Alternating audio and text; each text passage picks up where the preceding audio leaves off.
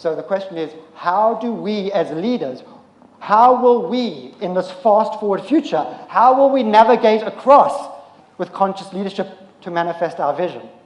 Well, Steve Jobs had an answer. And he says, the best way to predict the future is to invent it. So we can either be reactive, or we can be proactive. And in being proactive, ultimately learning how we can learn to lead well from within so we can lead others well externally.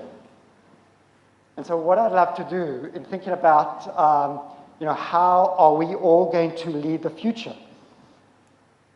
I want to invite you actually to co-create this next part of the presentation with me, if we can work together on this.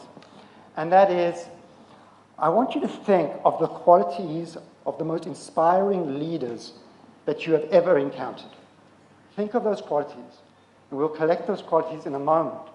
Because as we collect them, we can look at how do we then best internalize those qualities to match them in our worlds, in the work that we want to do. So on this board over here, before we do that, actually, you know what? I'm going to invite you to connect with each other on this as well. So as you think about who is the most inspiring leader that you've ever encountered. And this can be somebody who's mentored you, somebody in your family, or it could be somebody from living history right now. And think about, bring them to mind vividly, and think about what are those qualities that they embody that so inspire you. And just have a couple of minutes, just turn to your partner and just share what those qualities are. So let's just capture what some of those qualities are. So this over here, what we're looking at is, we're looking over here at the qualities of high-performance leadership or conscious leadership. So what are some of those qualities? Authenticity, beautiful.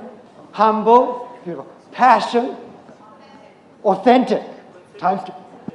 Considerate, beautiful, thank you. Wise. Innovative.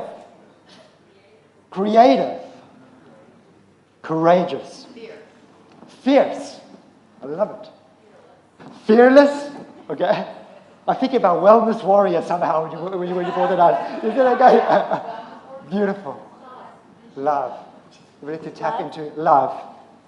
Ability to tap into compassion.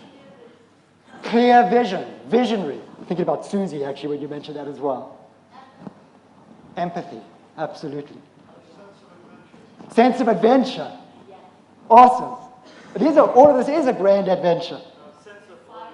Sense of ownership and responsibility. How are we doing, Krista? Awesome. Honest. Integrity. Selfless. Okay, so we could go on. The themes that are coming up. So when you look at this list, who are these leaders in service of? Yeah, who are they in service of? They're in service of other people and certain... And well, we're going to come back to that as well, to some degree, but they're fundamentally in service of something larger than themselves. Right? Servant leaders. That's the essence of conscious, high-performance leaders. Now let's play in the other direction.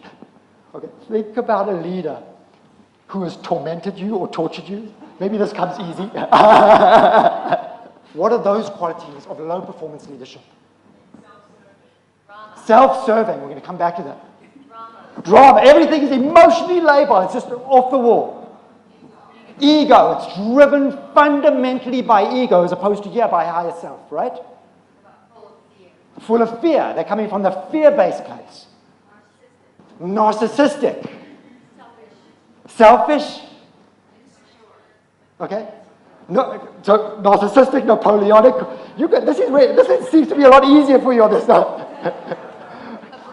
Abrasive.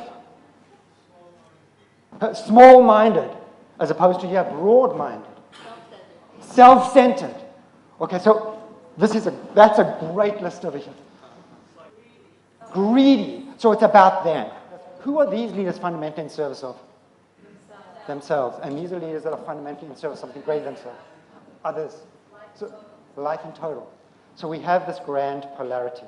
Actually, interesting enough, IBM did a study in 2010 and asked the question of 1,500 leaders in face-to-face interviews, what is the one quality that would be most important to navigate this uncertain world?